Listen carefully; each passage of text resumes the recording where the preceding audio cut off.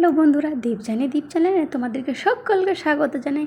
তোমরা সবাই কেমন আছো? আশা করি ভালো আছো। আমরাও খুব ভালো আছি। এখন বাজে সকাল 7টা। আমি এখন থেকে ব্লগটা শুরু করলাম। আমার চান করা হয়ে গেছে, অবশ্যই পুজোটা করে নিয়েছি। এরপরে চলো রান্নার ঘরে।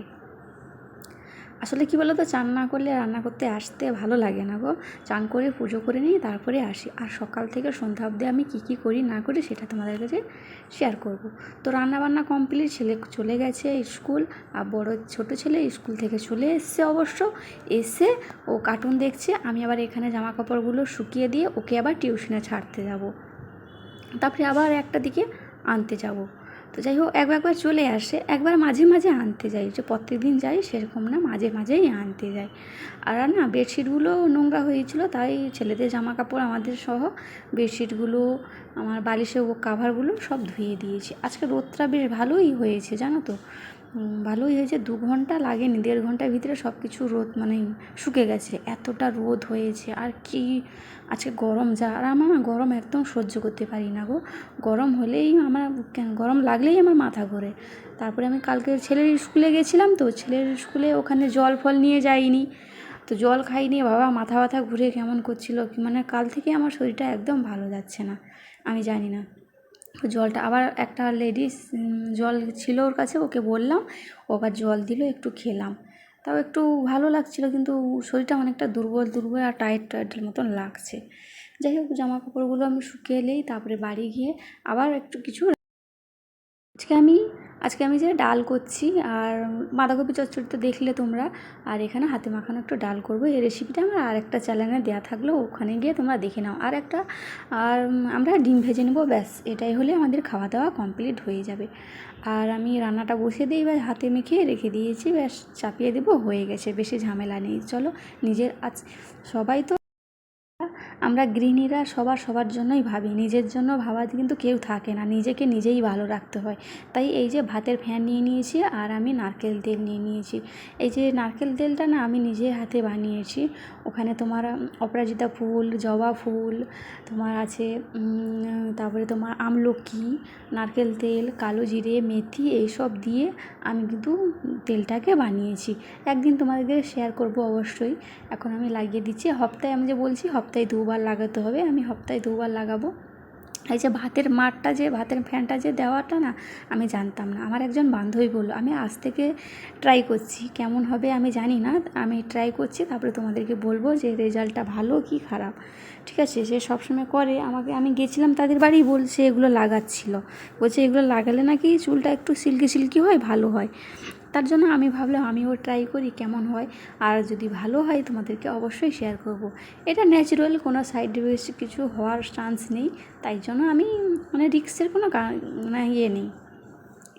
তো চলো, আমি এটা লাগিয়ে নিচ্ছি। তারপরে লাগিয়ে নিয়ে এখন তোমার ছাদে যাব, জামা কাপড় শুকাবো। আর ছেলেকে তো দিয়ে এসেছি টিউশনে, তোমাদেরকে বলা হয়নি না, ছেলেকে টিউশনে দিয়ে এসে এসব করলে রান্না বসিয়ে দিয়েছি। তার ফাঁকে এইগুলো আমি করে নিচ্ছি। নিজের যত্ন নিজেকে নিতে হবে, কে নেবে বলো? নিজেকে ফিটফাট থাকতে, কি একটু ভালো থাকার নিজের সম্পূর্ণ অধিকার আমাদের আছে গৃহিণীদের, তাই না? তো চলো, আমি এগুলো লাগিয়ে নিয়ে তারপরে বলছিলাম না, তেলটা আমি বানিয়েছি। এই যে এই তেলটা, কালারটা এমনই হয়েছে। সিম্পল, যে যেরকম তেলে তোমরা ইউজ করো ওই তেলেই তোমাকে ফোটাতে হবে। তো ওই তেলে ফুটিয়ে নিয়েছি। তারপরে এটা আমি বোতলে ভরে নিয়েছি। কাঁচের জারে রাখলেও ভালো হয়, কিন্তু আমি কাঁচের জারটা পাই, তার জন্য। আর তোমাদেরকে একটা জিনিস দেখাচ্ছি, আওয়াজ একটা শুনতে পাচ্ছ, তাই না? আজকে না সকাল থেকে খেতে দিয়েছিলাম না। এই যে এখনই রুটিটা দিয়েছি, ও এসে অনবরতই চ্যাঁ করতে থাকছে। তোমাদেরকে বলেছিলাম না, তোমরা বিশ্বাস করছিলে না। একটু শুনে নাও, আমি একটু চুপ করে আছি।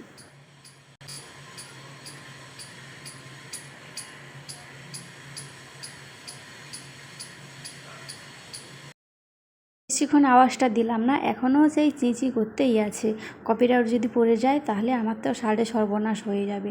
এর আগে না আমি ভিডিও আপলোড করে দিয়েছি, একটা সং দিয়েছিলাম, কপিরাইট পড়ে গেছে, তাকে আবার ডিলিট করে আবার বসিয়েছি। তাহলে বলো তো কতটা নেট খায়, আর আমাদের গায়ে লাগে না বলো তো? মানে আমাদের টাকা পয়সা গেলে যেরকম গায়ে লাগে না, নেটটাও ফালতু খরচা হয়ে গেলে না আমাদের গায়ে কিন্তু প্রচুর লাগে। কার কার লাগে আমি জানি, তোমরাও লাগে, এই কথা শুনে তোমরাই হাসছো। তো চলো ফটাফট লাইক কমেন্ট শেয়ার করে দাও। আমার ভিডিওটা যদি তোমাদের একটু ভালো লেগে থাকে তো লাইক কমেন্ট শেয়ার করতে একদম ভুলবে না। আর হ্যাঁ, যারা পুরাতন বন্ধু তাদেরকে যাও অসংখ্য ধন্যবাদ। যারা চুপচাপ নীরবে দেখে চলে যাও, প্লিজ প্লিজ সাবস্ক্রাইব করে দিয়ে পাশে থাকো। আর বেল আইকন দেখতে পাচ্ছ না, ওটা প্রেস করে দাও। ওটা প্রেস করলে কী হয় জানো তো, প্রত্যেক দিন যে আমি ভিডিওগুলো আপলোড করি সবার প্রথমে তোমাদের আগে পৌঁছে যাবে, তোমরা নিশ্চয়ই দেখতে পাবে, তাই তো। আর আমি এখানে ছাদে চলে এসে জামা কাপড়গুলো শুকে গেছে, এখন চুলটা ধুবো না, এগুলো যাই তারপরে আমি ধুবো। 2 ঘন্টা মাথায় রেখে দিয়ে তারপরে আমি ধুবো, তার জন্য ভাবছি ছাদে চলে আসি।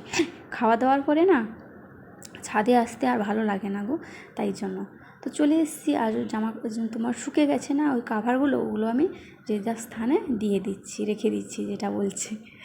আর আমি আর তোমাদেরকে বলছিলাম, যাদের আমি পরিবারে যেতে পারিনি কি ভুলে গেছে একটা কমেন্ট করে বলে দিতে পারো কেন? এতগুলো পরিবারে তো আমি যাই, সবার যাই, প্রত্যেক দিন সবার পরিবারে যাওয়াটা সম্ভব হয়ে ওঠে না। যারা নতুন পরিবারে আমার পরিবারে চলে এসছো কিন্তু আমি তোমার পরিবারে যাইনি, তার জন্য দুঃখিত, অনেক অনেক দুঃখিত। আর একটু মনে করে দিও, ভুলে যেতে পারি তাই না? আমি অবশ্যই যাব, অবশ্যই যাব।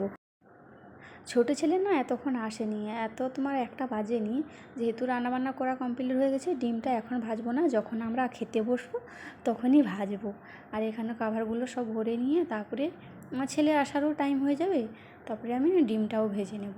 আর আজ থেকে আমি এলবিটা 1টা থেকেই শুরু করব, কেন 1:30টা থেকে শুরু করলে না ছেলেরা ঘুমাবে, আমার ছোটো ছেলে ঘুমাবে না দেরি করে, তার জন্য আমি একটু তাড়াতাড়ি করে নিব, দিলে তাড়াতাড়ি শেষ হয়ে যাবে, তারপরে তাড়াতাড়ি আমি ছেলেকে ঘুমাতে পারবো। কী করবো, ইউটিউবও চালাতে হবে, সংসারও চালাতে হবে, আমরা গৃহিণীরা কী না পারি, সবই পারি। তো চলো এবার আর বেশি কেন শেয়ার করবো না। তো দেখো সন্ধ্যাবেলা চলে এসেছি ছাদে, আজকে যেন এইটুকু, আবার আসবো অন্য একটা ব্লগ নিয়ে।